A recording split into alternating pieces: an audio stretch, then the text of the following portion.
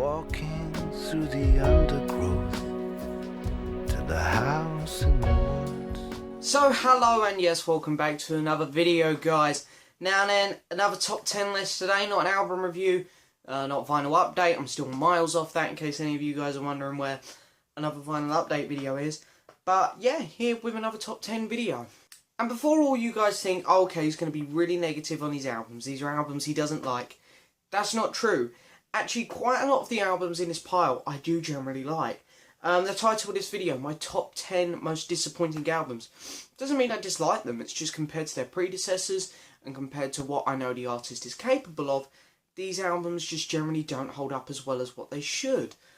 So yeah, some of these albums here I actually do like, I just found them disappointing. It's like, while they're still good albums, compared to what the artist has done in the past, or compared to the past album that it's following, it generally isn't that great compared to that. So anyway, I've come up with 10 albums here which generally I found very disappointing. And yeah, I have ranked them from my least disappointing to most disappointing, but then again, least disappointing is still disappointing. But anyway, you guys know what I mean. The most disappointing albums we will work our way towards. But anyway, yeah, let's get started. 10 albums here to talk about. So the bottom 2 in the pile, I can't lie, I come up with 8 albums which I really found disappointing. And it was like, well, I need 2 more to make up the magic 10. So the bottom 2, while I find them disappointing, I don't find them that disappointing.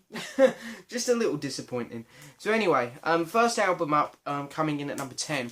I actually really do like this album. I think this is a good, solid album. However, compared to the past albums that this artist has put out, it's not great. Anyway, it is Peter Gabriel's Up.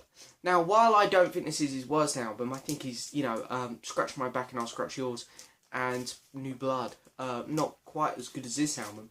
And this is as part of the artist's 7 album, you know, the 7 proper studio albums. You know, you have the 4 self-titled, and then you have So, Us and Up. And while I find So is a classic of the 80s, and Us is his best album, it is a genius album. I love Us. This album here just is nowhere near to the standards of Us. It's, you know, it just kind of like Pete Gabriel's on such a high with Us at his peak. It was brilliant songwriting material. And this album here just kind of went, you know, it's a good album. There's still some good stuff on here. I like the opening track, Darkness, even though it's very weird. But when you hear it on vinyl, I think you get a much better appreciation for it. I like I Grieve. And My Head Sounds Like That is okay. So some good stuff on here. But yeah, the album, just compared to what the artist has done, is not great. However, it is still a decent album. I don't dislike it.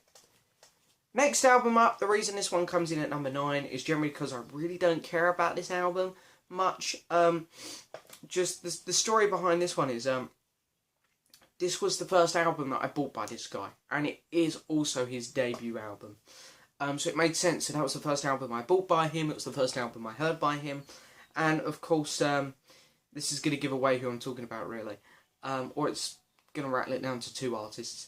You know, the duo that he was a part of, Simon and Garfunkel, had just broke up. So it's like, and they ended on such a high note with Bridge Over Troubled Waters and Bookends, which are fantastic albums. So it was kind of like, oh, okay, let's hear what they're going to do next on their own. And while Paul Simon had a decent debut album, unfortunately Art Garfunkel, who comes in at number 9, did not. Yeah, now as I've managed to get more Art Garfunkel albums over the years, and try some others, I've come to the realisation that generally his career in general is not that exciting. And this is an artist who I really don't care about much as a solo artist. So it is kind of forced into this list, I can't lie. I'm feeling it's a filler spot, really, this one. However, yeah, I can, you know, as someone who heard this album before any of his other stuff, and I can only imagine how people felt back in the day, you know, okay, look, they're doing solo albums now, let's try the solo albums. How disappointed you'd be picking this up after the last thing he worked on was Bridge Over Troubled Waters, and then he puts this out. It's like, yeah, definitely disappointment there. So anyway, number 9 goes to Art Garfunkel. So then the next 8 that I have to show generally are ones which I consider very disappointing. Number 8 is by an artist who I'm lukewarm on. I like him. I like his early stuff a lot.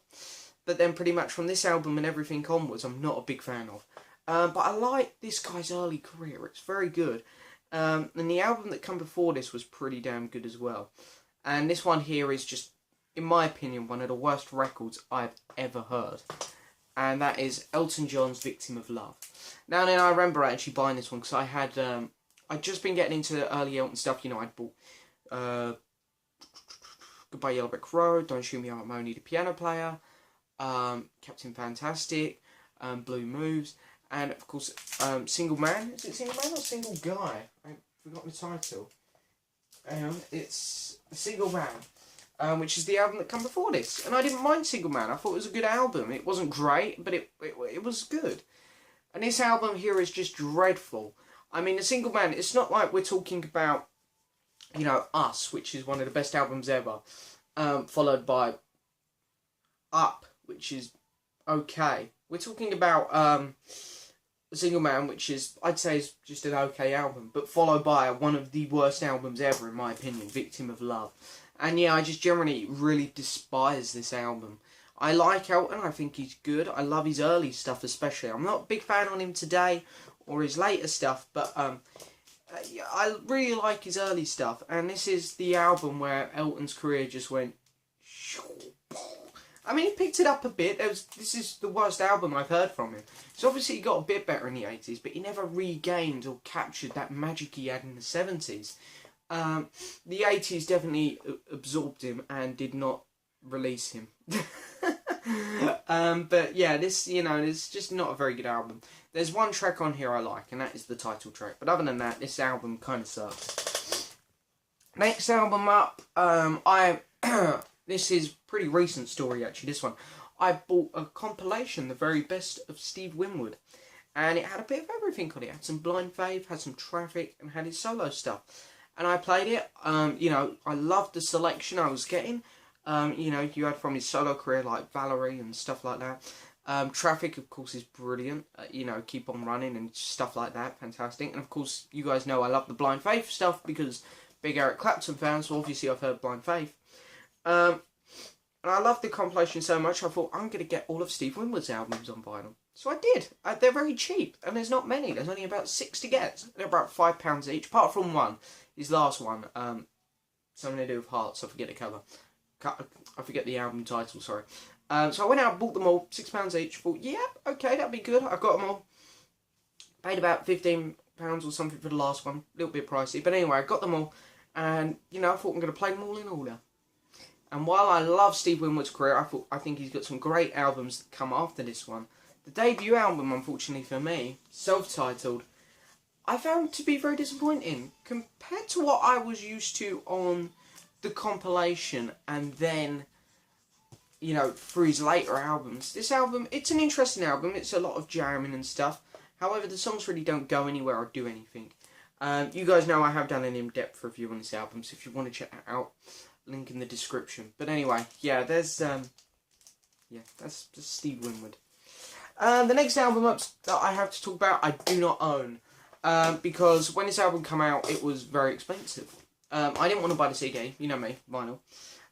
So I went online to purchase the vinyl when I saw it was about 25 quid. I thought, I want to play it, make sure I'm going to enjoy this before I, you know, check out with this album.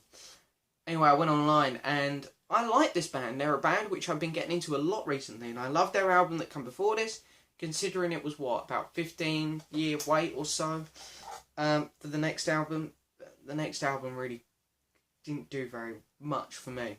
Now, it's Pink Floyd's The Endless River. So yeah, this album here, it's like, I love The Division Bell. That was actually a great album. People love to shit on that one a bit, and I don't get why, because I think it's better than, I think it's better than half Pink Floyd's catalogue, to be honest. And I love Pink Floyd. I think they're a great band. But anyway, they come back with this album too late. And, you know, too little too late, if you ask me, on that album. You know, so anyway, Pink Floyd's Endless River. There we go. And talking about Endless River, here is the... I think the titles are cursed. Anything with endless in the title is cursed. Endless Wire by The Who. Again, exact same story as Pink Floyd. the band hadn't done anything in so long. You know, well, hey, they're coming back. They're going to do another album.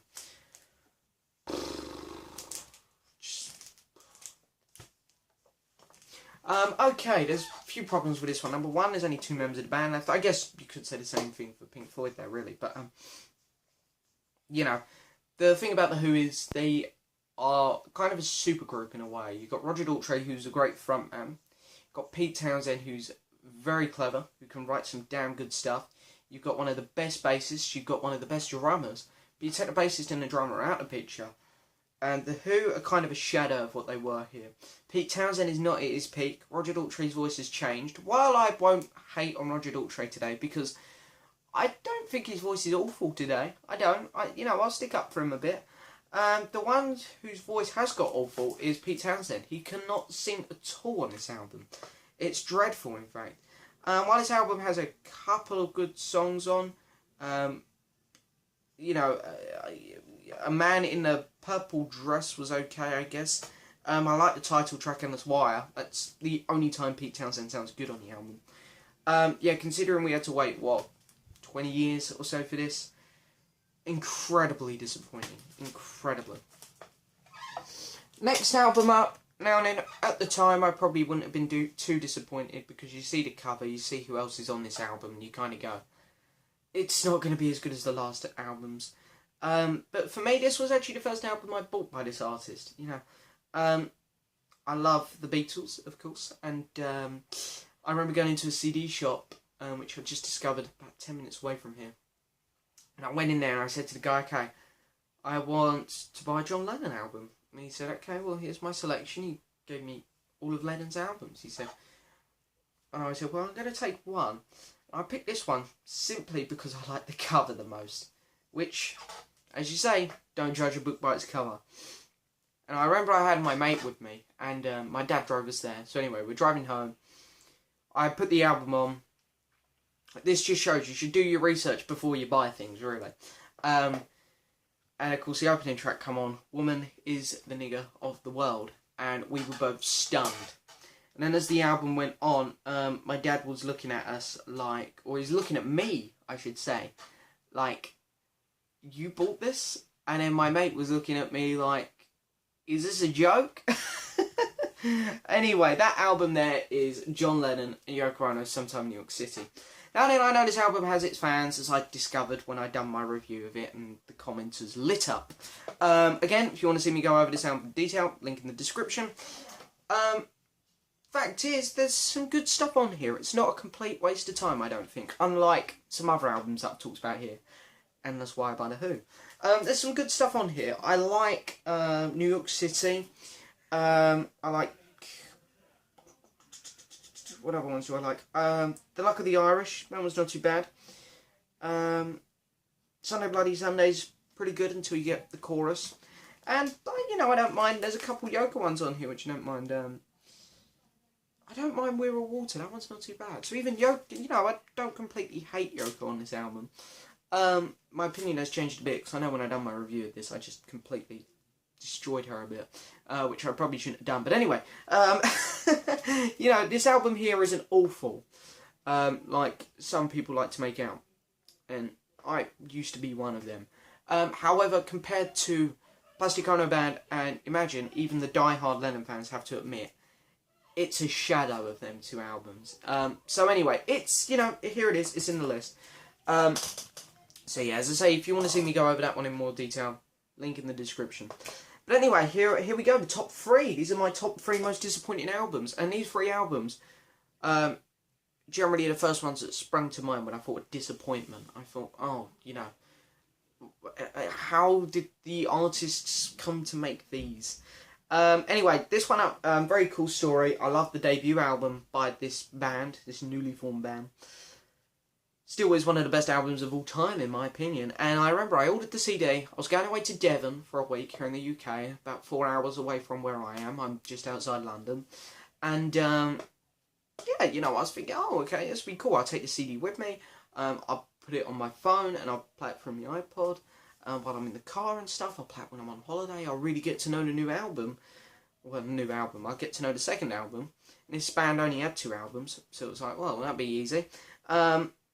Anyway, didn't come in time, so I went to Devon without it, and I was looking forward the whole I mean, I was enjoying my holiday, but, you know, occasionally I think, oh, I've got that CD waiting for me when I get in. I remember we all got in about lunchtime, got home, pulled up in the car, everyone was a bit, even me, a bit like, you know, back from holiday, not a nice feeling.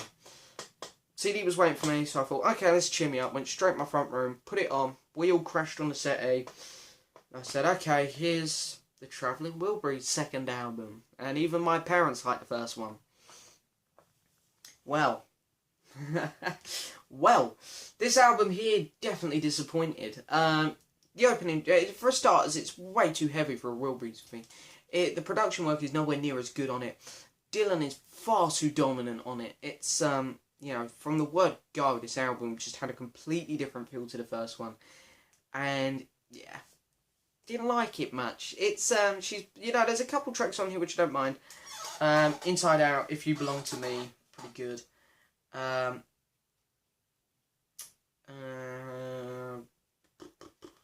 Wilbury Twist, New Blue Moon, about it.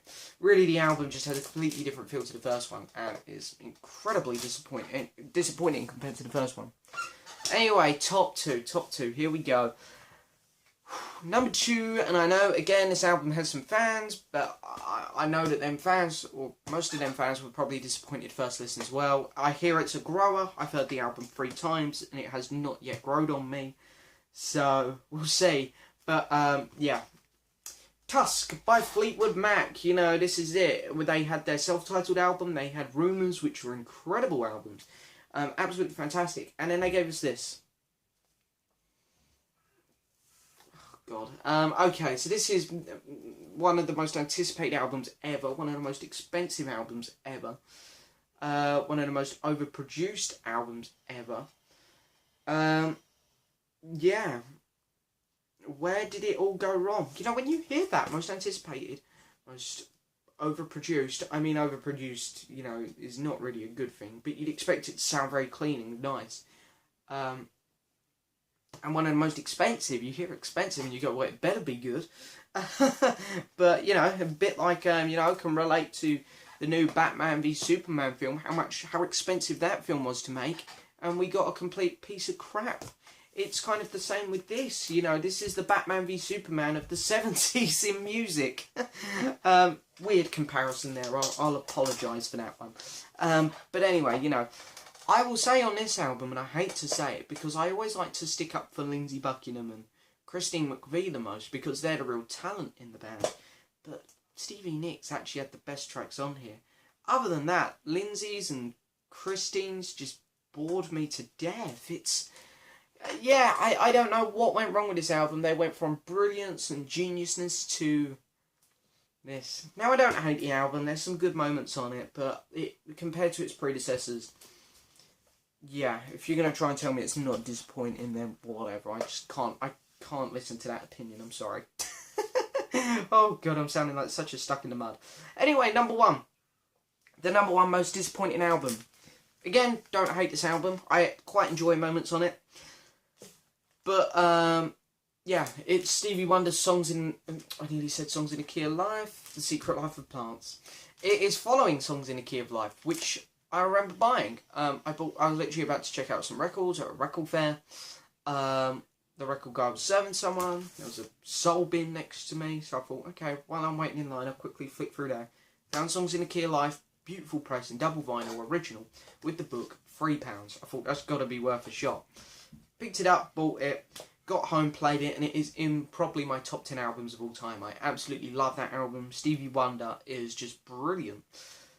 And I thought, I went online then, I thought, well, I love that album so much, I should check out more of this guy's stuff. Let's go with the next album, and then we'll work our way through, kind of thing. This is the next album, The Secret Life of Plants. Pretty much 95% of it is instrumental. I like instrumental work, and generally this has some of the best instrumental work on it. However, you know, we had fun, energetic pop, you know, just fun songs on the last album, and this one's kind of like, you know, it's And yeah, I mean, while there's some good moments on here, the album, it is nothing. It's not even a shadow. It's, you know, compared to Songs in the Key of Life. You know, like when someone spits out some gum on the floor and then someone treads on it. And you walk home, you look at it on your shoes, you can't get it off, so you chuck the shoes in the bin, you buy some new shoes. It's kind of like the gum on the bottom of your shoe, this album. It's like, there's good moments on it, as I say. I don't want to be too harsh on it, because I really am being too harsh on it. There's some good moments on it, there's some tracks which I really enjoy. However, compared to Songs in the Key of Life, it's not very good.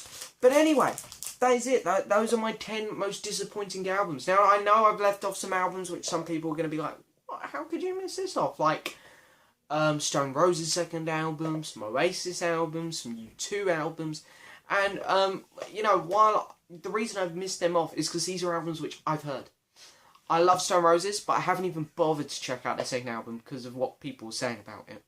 So, yeah, I hope that kind of justifies my list there. I know I've missed out some albums that people are going to be like, what about this? What about that?